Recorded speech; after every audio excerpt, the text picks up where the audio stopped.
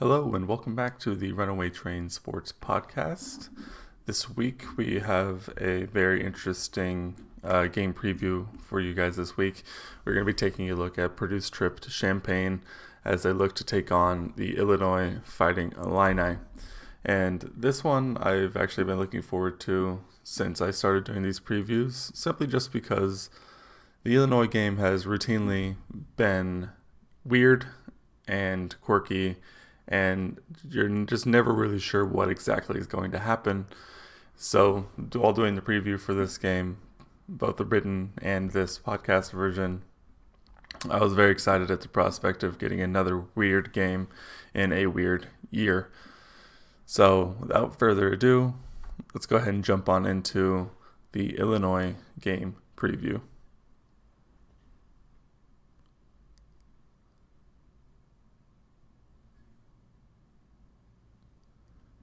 So Purdue travels to Illinois, at least in the current format of the schedule.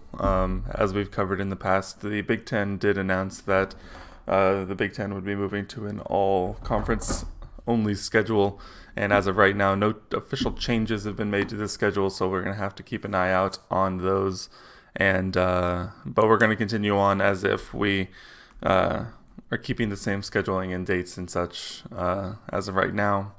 So right now, Purdue is slated to go to Illinois on October 17th. Sorry, jot down a note.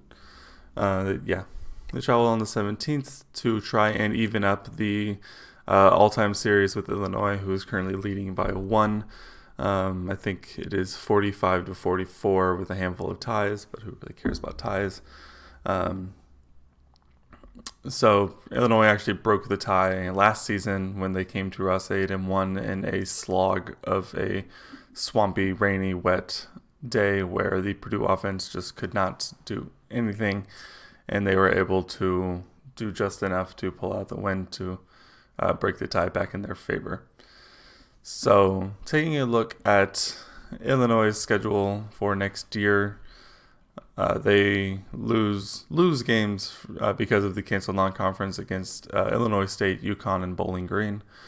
Not necessarily a murderer's row, but a decent enough slate with Illinois State and UConn, even though UConn has struggled, and then Bowling Green. So they do lose those games. And then taking a look at their conference schedule, at least as it's slated right now, they open the conference season with a trip to Rutgers and then a trip to Nebraska before hosting Purdue. And then from there, it doesn't get any easier with a home visit from Minnesota, and then they have to travel to Camp Randall and visit Wisconsin, and then finish the season, last four games of conference, with a home game against Iowa, road game against Indiana. They host Ohio State, and then finish the season at Northwestern for rivalry week. So as I mentioned a couple of times, we're not exactly sure what's going to happen with these schedules, but as of right now, that is their current slate, and boy, it doesn't. They get both the good and the bad with their crossovers in the East, where they get Rutgers, but unfortunately they also draw Ohio State. So while fans will be excited for that, playing Ohio State is always a mixed feelings bag, where if you're Purdue, you may feel a little easier about it, but if you're the entire rest of the conference, I think you're a little more nervous. So looking at last season for Illinois, it was a bit of a resurrection and one of the first true signs of improvement in Lovie's tenure. And what it was going into his fifth year in Champaign, and it actually started out kind of rough. They had a couple of wins against a really bad Akron team, and they did travel to UConn and got a win on the road before coming back home to lose to the same Eastern Michigan team that that Purdue lost to in 2018. So kind of a mixed bag of a non-conference. Beat the two bad teams, but then lose to Eastern Michigan at home. So then after that, they were 2-1, and then they actually lost their next three games against Nebraska, Minnesota, and Michigan. So none of those quite surprising or necessarily bad. Minnesota had a really good season. Michigan is always going to be Michigan, and Nebraska always has the potential on offense.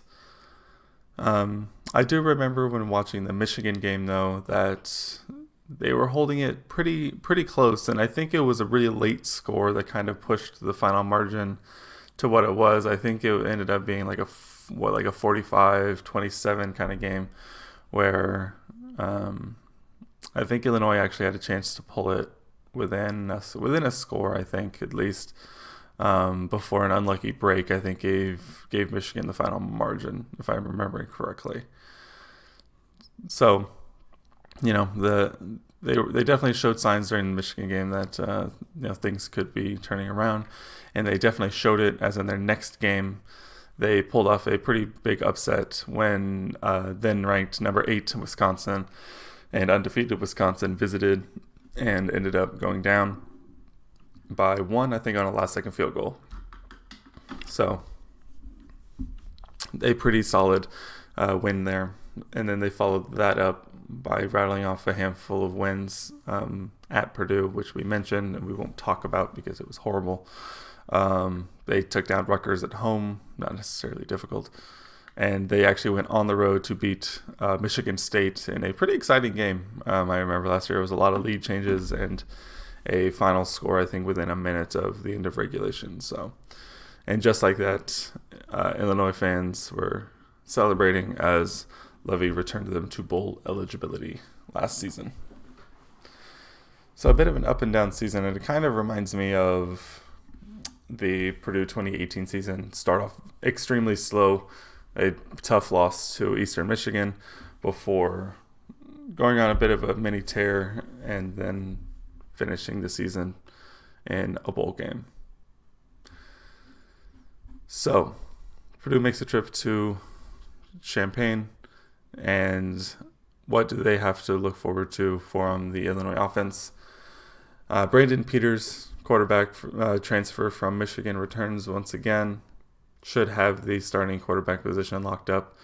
Last season, he threw for just under 1,900 yards and 18 touchdowns against 8 interceptions, and seemed to inject some life into the offense. And I think fans are expecting the same or a lot more from him this year now that he's had a year to adjust to the program. So I think he'll be back, and should be noted that he'll definitely probably be the best prospect under center. And then the running back position, they do lose Reggie Corbin to the NFL, so the running back spot seems to be a bit open as of right now. I wasn't able to find any conclusive "this is going to be the guy" moments, so it looks like it could be a position battle. But some names I did see were Ravon Bonner and Mike Epstein. They seem to be at the top of the list, and we'll see that who gets the nod out of camp. But whoever does get the nod should have a pretty productive season, as Illinois is always willing to just try and pound the ball and just establish the run, as we love to do in the Big Ten. And then when they do need to pass, they'll have Brandon Peters to throw to their receivers. And speaking of their receivers, this seems like they'll be similar to Purdue, where they have a wealth of receivers returning, as well as just a handful of names of guys who were decent in production last year. Top receiver Josh Imatorbhebhe returns after leading the team with 33 receptions for 634 yards and 9 touchdowns. They also have Danny Navarro, who had a decent season with 27 catches for about 350 yards and a pair of touchdowns. Then lastly, they have a pair of transfers, Brian Hightower from Miami and Luke Ford from Georgia, who I think are expected to step in and play some significant roles as well. So I think if you look at the numbers from their offense last season, it wasn't the most impressive, but it definitely showed flashes of big play potential. And I think the Purdue defense is going to have to keep that in mind this year when they travel to Illinois. But I think that I think this will be a fairly even game overall. I'll just get that out now. I don't think it'll be either side will have too much of an advantage over the other, and I think it's going to be who makes the fewer mistakes that's going to, come out on top. So I think if this new Purdue defensive scheme can stop the run, I think I like Purdue's chances because the 3-4, designed to stop the pass a bit more. So if they are able to stop the run, I think the pass defense will be able to do just enough. And I think it'll be a good day for the Boilermakers. So switching sides of the ball, when Illinois is on defense, they had a moderately okay defense last season as they gave up a little over 26 points per game and over 400 yards of total offense per game. They did finish in the lower half of the conference in both of those, but they did finish, above the absolute bottom tier of Rutgers, Maryland, and Purdue, unfortunately. So, Lovey's definitely going to be looking to get more production from their defense in 2020. So looking at some different position groups at linebacker, looks like they're going to need to replace their top tackler from last year, Deli Harding. I'm probably murdering that name, so I apologize. Who is leaving after finishing last season with an insane 153 total tackles. So he will need to be replaced. So it looks like it'll be a pairing, replacing 2-for-1 with Jake Hansen, along with a former Washington transfer, Milo Eifer. They should be a solid pair to build in linebacking core around. Moving on to the secondary. The secondary will be led by Sidney Brown, who finished the season last year with 88 tackles along with 3 interceptions. Joining Brown, there's Nate Hobbs and Tony Adams, who finished with 67 tackles and an interception and 39 tackles and 2 interceptions respectively. They do return a lot of experience in the secondary, and I think that'll be a good thing for Illinois, as they should have high expectations for this position group, and they think they'll have a tough time against Purdue, but I think they should be a solid group to look out for when playing the Illini. And then last but not least, the big boys up front, the defensive line. The defensive line is going to be in full rebuild mode after a pretty disappointing 2019 season. One of the few guys to keep an eye on is Isaiah Gay, who ended 2019 with 27 tackles and a sack. But that's really it. I think they lost most of their other production pieces and didn't have much production to go along with it. So they will definitely be focusing on getting some more production from the guys up front, specifically more around generating a pass rush and getting more pressure on opposing quarterbacks. So then looking at the matchups, I feel like I say it every week, but any defense is going to have trouble with the Purdue offense. I think whoever plays quarterback for Purdue, all they have to do is get the ball into David Bell and Rondell Moore's hands and let them do work, as well as, everyone else. So I think Illinois is going to need a big day from their secondary as well as their defensive line to force the Purdue quarterback into speeding up and force him into quick reads. And if they're able to do that, I think they will have some success. But I think overall, it's going to be hard to stop Rondell Moore and David Bell from doing what they want, as well as the other pieces that Purdue has. So looking at this matchup, I think the clear advantage goes to Purdue. So moving ahead to the Illinois special teams, it looks like they return about 3/4 of their special teams groups from 2019. Kicker James McCourt returns to handle kicking duties after finishing 13 of 19 with a long of 57 yards on field goals. At punter, Blake Hayes returns after putting up a very respectable 44 yards per punt average a year ago.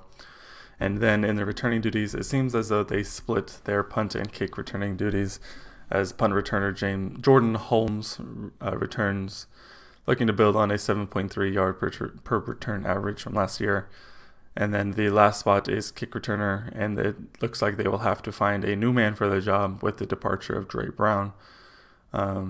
Would not surprise me if, Jordan Holmes drops back in kick returns as well, or we see a younger guy, as we are oft to see in special teams. So, special teams returns a lot of continuity. That should be a good sign for Illinois. And then finally, we move on to our game outlook. The Illinois game has routinely been, as I mentioned at the top of the show, that the Illinois game has routinely been a very weird game. It is a game where home field advantage has not meant much in recent history, such to the point where Daryl Hazel was able to win multiple games in Champaign, and Illinois seems to be routinely able to walk into West Lafayette and Ross-Ade Stadium and leave with wins as well, as we saw last year, and the contrary in 2018 when Purdue went in and leveled them 46-7. So it seems as though the road team has more of the home field advantage than the home team does. And with the impacts of the pandemic going on and the probable limit on crowd capacity, I don't think this year should be any different, or either that, or this is going to be the first year in a long time where the home team gets the boost because they're playing at home rather than the other way around. So,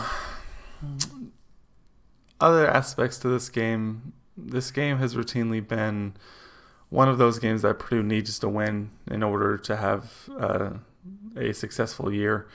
When you have a tough slate and you are a team like Purdue, you need to take advantage of these games where you are more closely matched, and Illinois has always been that program for Purdue. I think it's been a pretty contested series, just because they are so similar in kind of program level and skill level routinely, and so these are the ones that Purdue needs to win in order to have a decent year. And so with the loss of the non-conference games and the uncertainty around what kind of season and schedule they will have, as well as unsureness about postseason play and what kind of that whole thing will go on in 2020, I think these games now matter more than ever. And that, when you have these close games as the Rutgers game and this Illinois game, I think you need to take advantage of these.